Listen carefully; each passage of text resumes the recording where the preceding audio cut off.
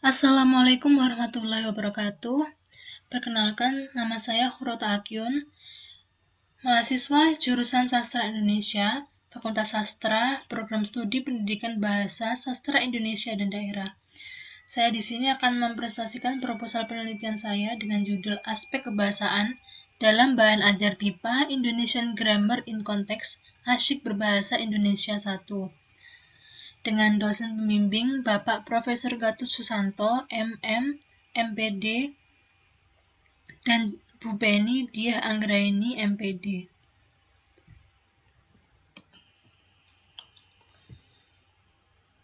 Dalam topik kali ini, pembahasannya terdapat 3, yaitu bab 1 yaitu pendahuluan, kemudian bab 2 kajian pustaka, dan bab 3 metode penelitian.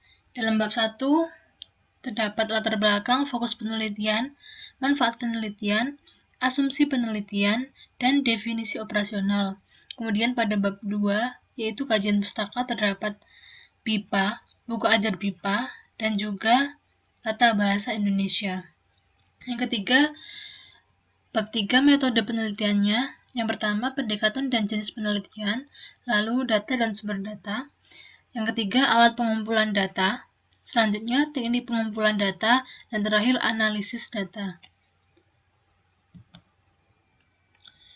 Yang pertama masuk pada bab 1 yaitu pendahuluan.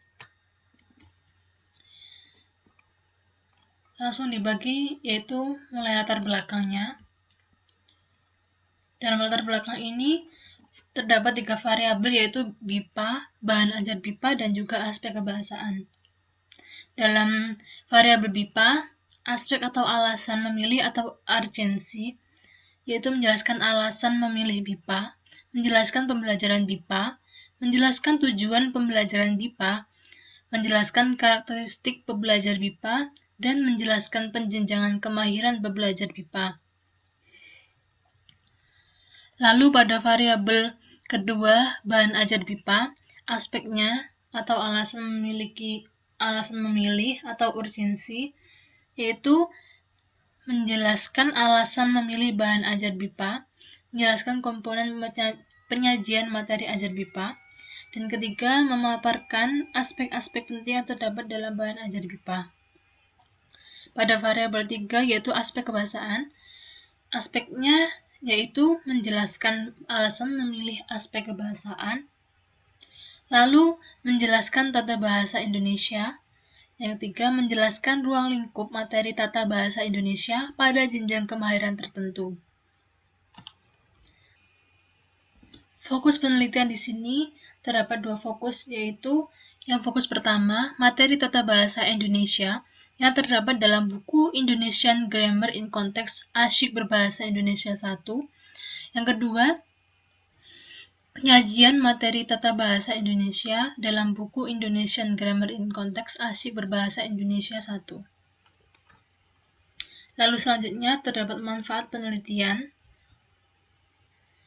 Manfaat secara teoritis yaitu temuan kajian ini akan menambah wawasan dan pengetahuan tentang perencanaan materi pembelajaran BIPA dalam aspek kebahasaan untuk mencapai tujuan pembelajaran. Selain itu, temuan kajian ini juga akan memberikan gambaran tentang materi pembelajaran tata bahasa Indonesia yang digunakan untuk meningkatkan kompetensi berbahasa pelajar asing dalam pembelajaran BIPA.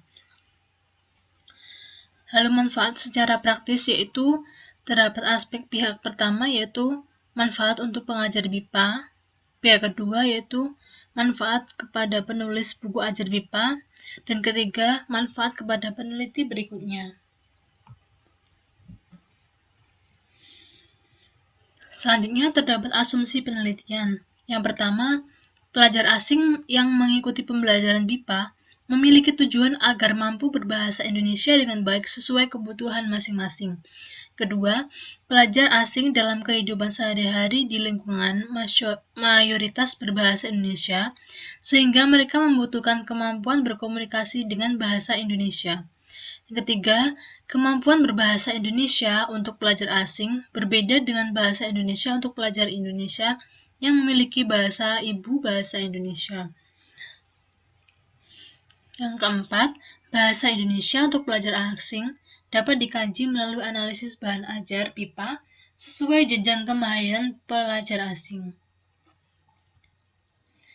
Lalu, definisi operasional. Definisi operasional dalam proposal penelitian ini dijelaskan dalam 5 hal. Yang pertama yaitu pembelajaran BIPA, kedua pelajar BIPA, yang ketiga hasil analisis kebutuhan, yang keempat komunikasi sehari-hari, yang terakhir kelima tingkat atau jenjang.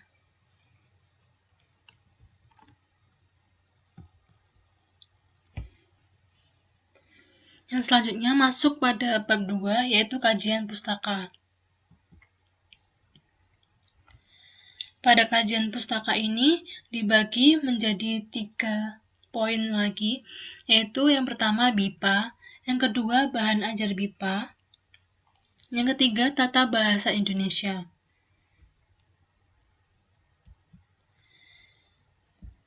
Masuk pada poin yang pertama, BIPA Bahasa Indonesia bagi penutur asing merupakan program pengajaran bahasa Indonesia yang ditujukan untuk penutur asing.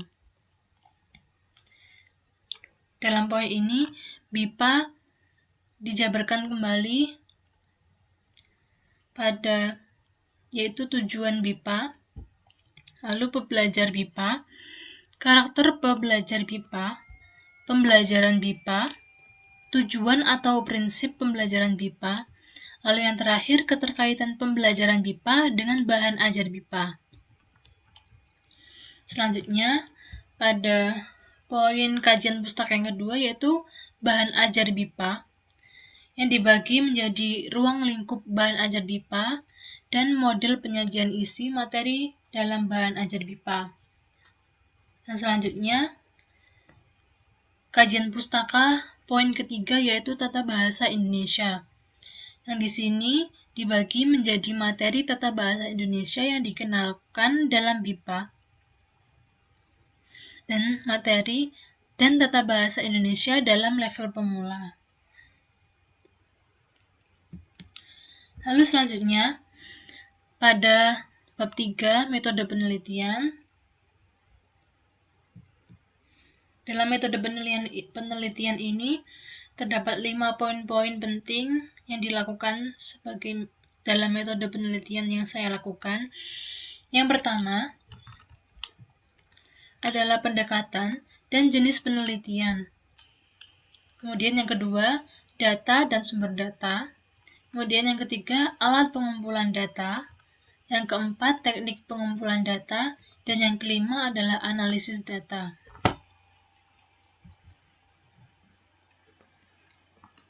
Pada poin yang pertama yaitu pendekatan dan jenis penelitian. Masuk pada pendekatan, karakteristik pendekatan kualitatif menurut Sukmadinata dalam Bakhtiar tahun 2010. Penelitian kualitatif bersifat induktif. Karakteristik pendekatan kualitatif dalam penelitian ini adalah data penelitian berupa informasi, bukan data yang berupa angka. Dan B, dalam melakukan kajian, peneliti bertindak sebagai instrumen kunci, dan C, kajian tersebut dilakukan dalam kancah alamiah tanpa ada manipulasi dari peneliti, dan D, penafsiran hasil analisis dan simpulan didasarkan pada data objektif di lapangan, tidak didasarkan pada teori sebelumnya. Lalu yang selanjutnya adalah jenis penelitian. Jenis penelitian yang digunakan adalah penelitian deskriptif. Penelitian ini bertujuan untuk mendeskripsikan materi tata bahasa Indonesia dalam buku Indonesian Grammar in Context Asyik Berbahasa Indonesia. Informasi yang dikumpulkan peneliti adalah materi ajar yang digunakan dalam pembelajaran BIPA, yakni dengan meminjam dokumen tersebut. Metode penelitian yang kedua, terdapat data dan sumber data. Data penelitian adalah data kualitatif yang mendeskripsikan 2 hal dalam fokus penelitian. Pertama, materi aspek kebahasaan yang meliputi jenis, bentuk, dan ragam tata bahasa Indonesia dalam bahan ajar BIPA tersebut. Yang kedua, penyajian materi tata bahasa Indonesia yang terdapat dalam buku ajar BIPA. Lalu, data tersebut bersumber dari hasil analisis terhadap bahan ajar BIPA Indonesian Grammar in Context Asyik Berbahasa Indonesia 1. Yang selanjutnya yaitu alat pengumpulan data.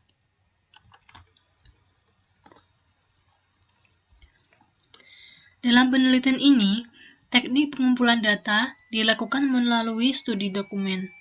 Karena itu, peneliti berperan sebagai instrumen kunci atau utama yang memanfaatkan alat bantu atau alat pengumpulan data yang berupa panduan ikhtisar dokumen dengan mengambil data dari bahan ajar BIPA Indonesian Grammar in Context Asyik Berbahasa Indonesia 1. Peneliti secara langsung melakukan pengumpulan data, analisis, dan penarikan kesimpulan. Yang selanjutnya yaitu teknik pengumpulan data. Teknik pengumpulan data dilakukan melalui studi dokumen. Yang selanjutnya adalah analisis data. Dalam penelitian kualitatif ini, analisis data digunakan untuk mengumpulkan data dan mengorganisasikan data. Data yang diperoleh dalam penelitian ini berupa data deskriptif kualitatif. Menurut Subar Saputra, tahun 2012, halaman 218, analisis data dapat dilakukan melalui 3 tahap, yaitu reduksi data, yang mana reduksi data ini melalui proses identifikasi, klasifikasi, dan kodifikasi. Lalu tahap selanjutnya yaitu penyajian data dan penarikan kesimpulan atau verifikasi. Terima kasih. Sekian presentasi proposal penelitian saya. Ada kurangnya, saya mohon maaf yang sebesar-besarnya. Wassalamualaikum warahmatullahi wabarakatuh.